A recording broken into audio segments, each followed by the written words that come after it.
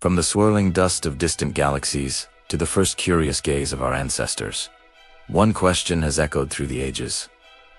How do we measure the invisible? How do we grasp the relentless, unseen river that carries us from birth to death? This is the story of time, a concept we cannot hold, yet one that has defined our entire existence. It's a tale of human ingenuity, a relentless quest to capture and quantify the very fabric of our reality. For millennia, our first clock was the grandest of all.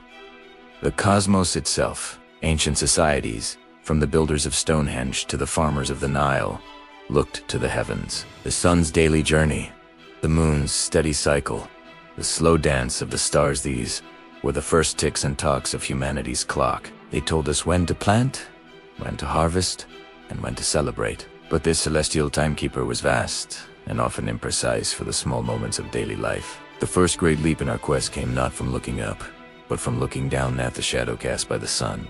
Enter ancient Egypt, around 1500 BC here. Amidst the construction of pyramids and temples, a simple yet profound invention emerged. The sundial, by erecting a tall obelisk, an omen.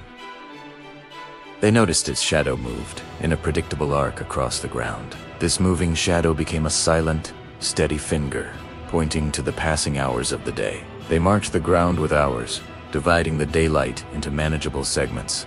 It was a revolution. For the first time, the day wasn't just morning or afternoon. It was the third hour, the sixth hour. This simple stick in the ground gave humanity a new language to speak about time. But this solar clock had a fundamental flaw. When the sun disappeared behind the clouds or sank below the horizon, time, as they knew it, simply stopped. The shadow vanished, and the world was plunged back into a timeless darkness. The need for a timekeeper that could conquer the night was clear. The solution came not from light, but from water. In ancient Greece and China, brilliant minds devised a new kind of clock, one that didn't rely on the sky. They called it the clepsydra, or water thief. The principle was elegantly simple.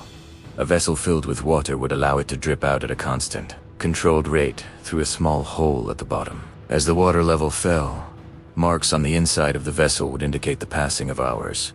It was the first device that made time flow, audibly and visibly, independent of the sun. Now, legal proceedings could be timed precisely.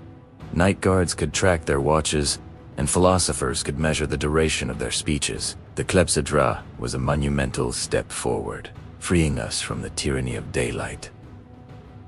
Time was no longer just a shadow on the ground. It was a measurable, continuous flow. But even water had its limits.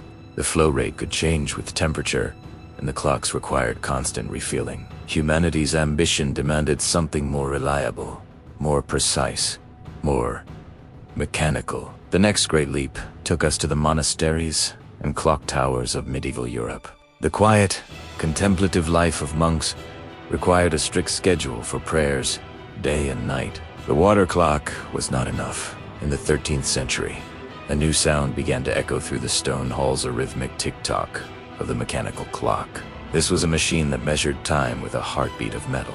Instead of flowing water, it used a system of falling weights to power a series of interlocking gears. The crucial innovation was the escapement, a clever device that stopped and started the gears in a regular, controlled rhythm, translating the steady pull of gravity into the measured beat of time.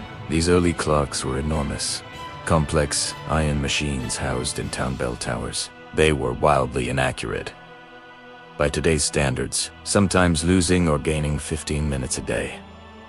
But they were a marvel. For the first time, an entire community could share a single, unified time, announced by the striking of a bell. But the real revolution in mechanical timekeeping came in 1656, with a Dutch scientist named Christian. He realized that the key to accuracy lay in finding a truly regular, repeating motion. He found it in the gentle, predictable swing of a pendulum. By connecting a pendulum to the clock's escapement, he created a timekeeper of unprecedented accuracy. Suddenly, clocks that once lost minutes a day could now be off by mere seconds. The pendulum clock transformed timekeeping from a rough approximation into a precise science. The mechanical heart of the clock now beat with an almost perfect rhythm, and with this newfound precision, the world was about to change forever. With a reliable way to measure time, Human society underwent a radical transformation. The Industrial Revolution was powered not just by steam, but by the clock. Factory owners could now synchronize their workforce with brutal efficiency. The factory whistle,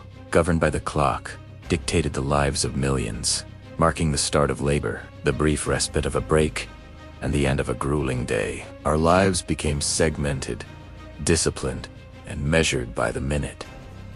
Time wasn't just passing, it was being spent, saved, and wasted. Time became money.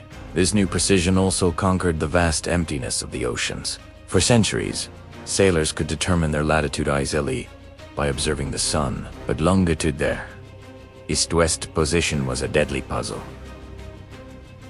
The solution was a clock. If a sailor knew the exact time at their home port and could compare it to the local time determined by the sun's position, they could calculate their longitude. The challenge was building a clock, a chronometer that could remain accurate despite the violent pitching of a ship and changes in temperature. After decades of effort, the self-taught English clockmaker John Harrison succeeded. His marine chronometers opened up the globe, making long-distance sea travel safe and predictable. The age of exploration was truly launched by the steady tick of a clock. As railways began to snake across continents, the need for a unified time became urgent.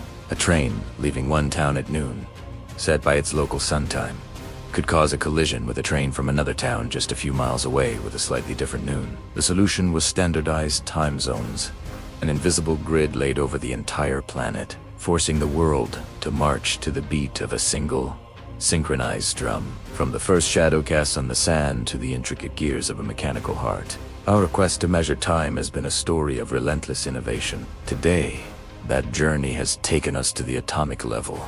We no longer measure time by the swing of a pendulum, but by the incredibly stable vibrations of cesium atoms. These atomic clocks are so precise, they would lose less than a second over 300 million years. This incredible accuracy powers our modern world. From the GPS in your phone that guides your car to the global financial markets that trade in milliseconds. Every text you send, every satellite that orbits our planet, is governed by this legacy of timekeeping. Our journey to capture time has, in turn, reshaped our perception of reality itself. We've carved a seamless flow of existence into seconds, minutes, and hours. We've synchronized civilizations and unlocked the secrets of the universe. Yet, for all our incredible devices and our quest for precision, time itself remains a mystery. It moves in only one direction, carrying us forward relentlessly, an unstoppable force that we can measure, but never control. The clock ticks on, a constant reminder of our own fleeting moment in the grand, silent sweep of eternity. Thanks for watching. If you enjoyed this journey through time, be sure to subscribe for more stories about how we shaped our world.